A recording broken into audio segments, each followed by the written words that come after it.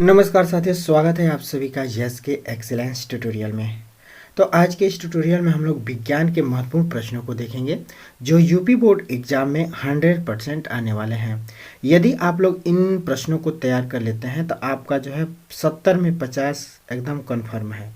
बहुविकल्पीय हमने छोड़ दिया है, बहुविकल्पीय प्रश्नों का गेस नहीं किया है क्योंकि बहुविकल्पीय प्रश्नों का गेस इसमें नहीं करेंगे। उसका जो है एक अलग जो है काफ़ी इसका एक अलग गेस बनेगा। तो इसमें केवल वर्णनात्मक प्रश्नों को जो है गेस किया गया है जो यूपी बोर्ड एग्जाम में लगभग 3 या 4 या 5 सालों से पूछे जा रहे हैं। ये जो भी क्वेश्चन लिए गए हैं ये जो है 4 या 5 साल से जो है पूछे जा रहे हैं। ठीक है, तो इन प्रश्नों को आप लोग जो है 100% नोट कर लीजिए और इसको याद कर लीजिए। ठीक है, तो चलिए हम लोग प्रश्नों को देखते हैं। सबसे पहले हमने बहुविकल्पीय प्रश्नों को जो है दीर्घ उत्तरीय प्रश्नों को जो है यहाँ पे लिया है। और दीर्घ उत्तरीय प्रश्न जो है आपको जो है हर जो है पार्ट से, साइंस के हर पार्ट से, यानी कि जीव विज्ञान से 6 नंबर का एक पूछेगा, भौतिक विज्ञान से 6 नंबर का एक पूछेगा दीर्घ उत्तरीय प्रश्न, और रसायन विज्ञान से 6 नंबर का पूछेगा। तो सब मिला के दीर्घ उत्तरीय प्रश्न आपका 18 नंबर का होगा। और इसमें हमने जो है मात्र 15 क्वेश्चन गेस किया है जो यूपी बोर्ड एग्जाम में 100% हर साल पूछे गए हैं। तो चलिए इन क्वेश्चनों को देख लेते हैं।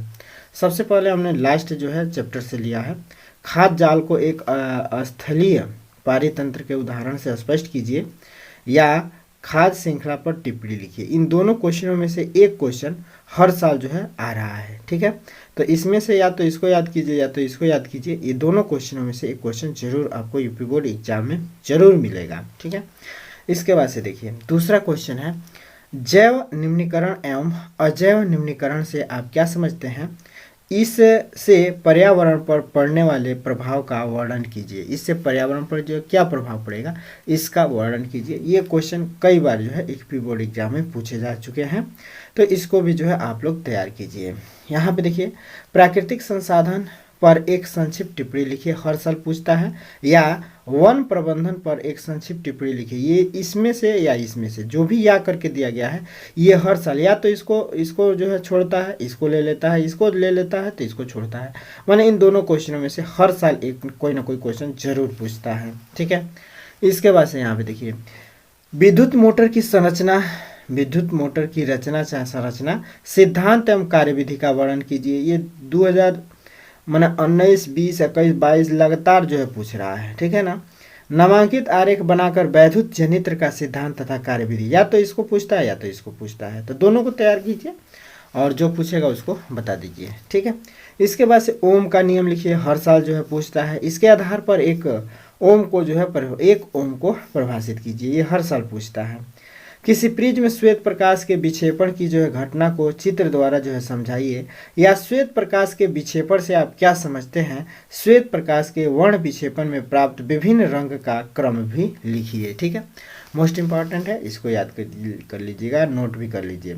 इसके बाद से 7वां जो है क्वेश्चन है, लैमार्कवाद तथा डार्विनवाद की तुलना कीजिए। 8वां क्वेश्चन है, लिंग गुणसूत्र का क्या अर्थ है? मनुष्य में लिंग निर्धारण किस प्रकार होता है?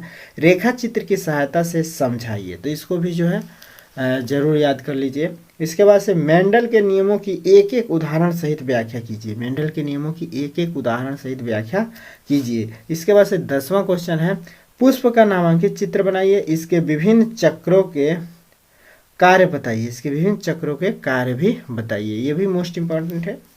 इसके बाद से 11 नंबर का क्वेश्चन देख रहे हैं आप लोग, स्वपोषी पोषण क्या है? उदाहरण देकर संक्षेप में समझाइए। या पोषण क्या है? पोषण की आवश्यकता क्यों पड़ती है? पोषण के प्रमुख प्रकारों का उल्लेख कीजिए या पाचन क्रिया का वर्णन कीजिए। ये मोस्ट इंपॉर्टेंट है, इसको भी याद कर लीजिए। ठीक है, आगे क्वेश्चन देखते हैं। यहाँ पे देखिए 12 नंबर का क्वेश्चन, मेंडलीफ की आवर्त सारणी के किन्हीं भी दो दोषों को लिखिए, या मेंडलीफ की आवर्त सारणी की किन्हीं दो उपयोगिताओं का उल्लेख कीजिए। ठीक है, मोस्ट इंपॉर्टेंट है। इसके बाद से 13 नंबर का क्वेश्चन है, एथिल अल्कोहल की 4 रासायनिक अभिक्रियाओं के समीकरण लिखिए। ठीक है, ये क्वेश्चन जरूर देख लीजिए। इसके बाद से धातुओं की सक्रियता श्रेणी क्या है? हाइड्रोजन से अधिक सक्रिय एवं दूसरा कम सक्रिय ऐसे एक एक जो है धातु का नाम लिखिए। मोस्ट इंपॉर्टेंट है, इसके भी देख लीजिएगा। इसके बाद से प्रश्न संख्या 15 है, संकलन यानी कि संयोजन अभिक्रिया पर, संकलन जिसको संयोजन अभिक्रिया कहते हैं, अभिक्रिया पर संक्षिप्त टिप्पणी लिखिए। ये पूछता है अक्सर, हर साल जो है इसको पूछता है। ठीक है, तो ये थे आपके 6 नंबर वाले प्रश्न जो यूपी बोर्ड एग्जाम में 100% आएंगे गारंटी के साथ। अब यहाँ पे देखिए 4 अंक वाले क्वेश्चन जो है, 4 अंक वाले क्वेश्चन देखिए। फिजिक्स में आपको 12 नंबर का पूछा जाएगा, केमिस्ट्री से 8 नंबर पूछा जाएगा, और जो है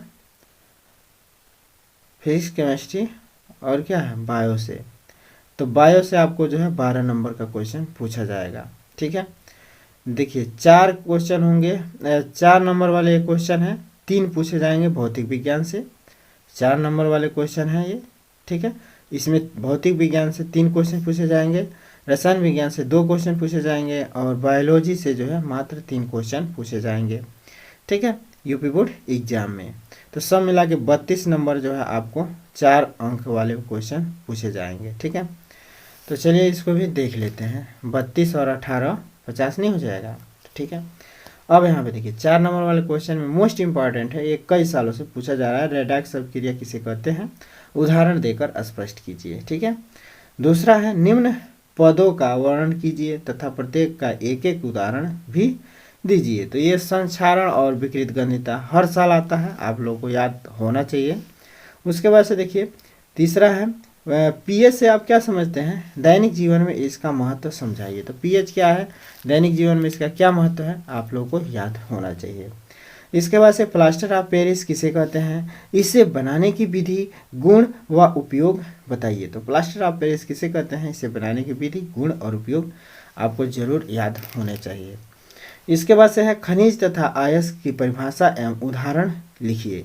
तो खनिज क्या है, अयस्क क्या है, इसकी परिभाषा क्या है, इसका उदाहरण क्या है, सब याद रखिए। इसके बाद से निस्तापन तथा भर्जन में क्या अंतर है, मोस्ट इंपॉर्टेंट है, हर साल पूछता है। इसके बाद से देखिए कार्बन के कौन से 2 विशिष्ट जो है गुणधर्म हैं जिनके कारण कार्बन असंख्य यौगिक बना सकता है। तो ये भी मोस्ट इंपॉर्टेंट है, इसको भी नोट कर लीजिएगा। इसके बाद से 7वां है समजात श्रेणी पर जो है संक्षिप्त टिप्पणी लिखिए, हर साल पूछता है। संवृत तथा असंवृत संतृप्त तथा असंतृप्त कार्बनिक यौगिकों पर टिप्पणी लिखिए। 9वां क्वेश्चन है क्या होता है जब आईपीएससी नाम सभी देखें जो लिखवाया गया है। तो आप लोगों को भी जो भी लिखवाया गया आईपीएससी नाम कन्फर्मेशन नहीं है इसका कि कौन कौन पूछ देगा। वैसे सबसे ज़्यादा रिपीट किया गया है इसका CH3COOH जिसको जो है एथेनोइक अम्ल कहा जाता है। ठीक है, और फिर जो है HCHO मेथेनॉल, मेथेनॉल को जो है मेथेनॉल होगा। ठीक है, तो मेथेनॉल ये जो है कई बार रिपीट किया गया है, तो इसमें से 2 ही हम गेस किए हैं। और उसके अलावा आप लोग आईपीएससी नेम अच्छे से जो है देख लीजिएगा। ठीक है, और फिर क्या होता है जो है जब ये मिलते हैं तो ऐसे करके क्वेश्चन देता है। ठीक है, फिर दहन पर संक्षिप्त टिप्पणी लिखिए, प्रतिस्थापन अभिक्रिया पर संक्षिप्त टिप्पणी। दहन और प्रतिस्थापन ये दोनों जो में से कोई एक जरूर पूछता है टिप्पणी लिखने के लिए। ठीक है, इसके बाद से मिसेल या साबुन पर टिप्पणी जरूर पूछ देता है, मिसेल या साबुन पर, तो इसको भी देख लीजिएगा। इसके बाद से है मेंडलीफ का आवर्त नियम क्या है, इसकी व्याख्या कीजिए। तो मेंडलीफ का आवर्त नियम क्या है, इसकी व्याख्या करना है, ये भी जो है पूछ सकता है 4 नंबर में। ठीक है, आगे देखते हैं। अब इसके बाद से देखिए 13वां क्वेश्चन है मानव के पाचन तंत्र का नामांकित चित्र बनाइए। तो मानव के पाचन तंत्र का नामांकित चित्र अच्छे से बना के प्रैक्टिस कर लीजिएगा, केवल बनाना रहता है और नाम लिखना रहता है। भोजन के पाचन में लार की क्या भूमिका है, हर साल पूछ रहा है, इस साल भी पूछने की संभावना बन रहा है। पौधों में वात रंध्रों की उपयोगिता का उल्लेख कीजिए। पौधों में वात रंध्रों की जो है उपयोगिता का उल्लेख कीजिए, वर्णन कीजिए, ये पूछा जा सकता है। 16 नंबर का क्वेश्चन है परिवार नियोजन से आप क्या समझते हैं, छोटे परिवार के महत्व को समझाइए। ये भी क्वेश्चन मोस्ट इंपॉर्टेंट है, पूछा जा सकता है। 17 नंबर का क्वेश्चन है पुनरुद्भवन यानी कि पुनर्जनन व मुकुलन में अंतर कीजिए। तो पुनर्जनन और मुकुलन में क्या अंतर है, ये जरूर पूछ सकता है।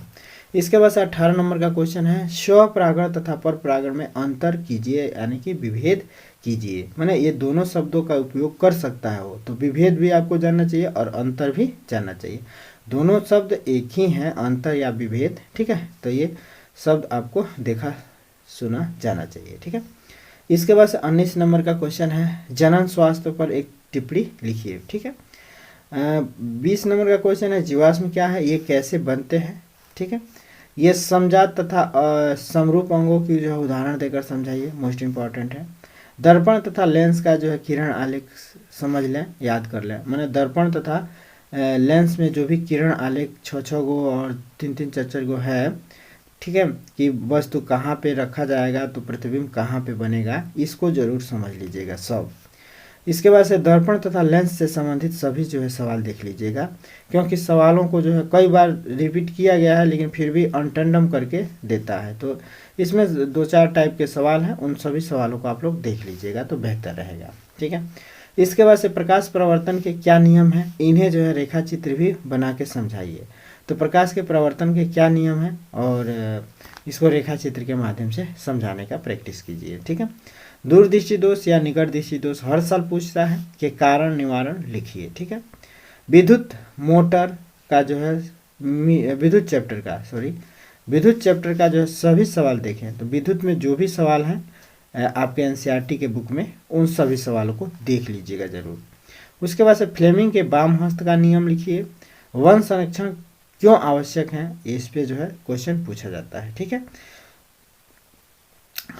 तो बस आप लोग को इतना जो है, ये बहुत कई बार पूछा गया ये सवाल है, तो इसको भी आप लोग देख लीजिएगा। मात्र एक ही सवाल हम गेस किए हैं कि 5 सेंटीमीटर लंबा कोई जो है बीम 10 सेंटीमीटर फोकस दूरी के किसी अभिसारी लेंस से 25 सेंटीमीटर दूरी पर रखा जाता है। प्रकाश किरण आरेख खींचकर बनने वाले प्रतिबिंब की स्थिति, साइज तथा प्राकृतिक ज्ञात कीजिए, ठीक है। तो इसको भी आप लोग देख लीजिएगा। तो ये 100% जो है पूछे जा सकते हैं यूपी बोर्ड एग्जाम में, ठीक है। 100% पूछे जाने वाले प्रश्न है।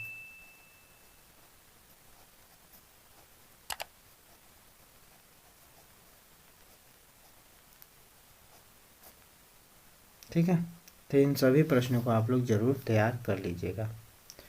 जय हिंद दोस्तों, फिर मिलते हैं अगले वीडियो के साथ, तब तक के लिए जय हिंद।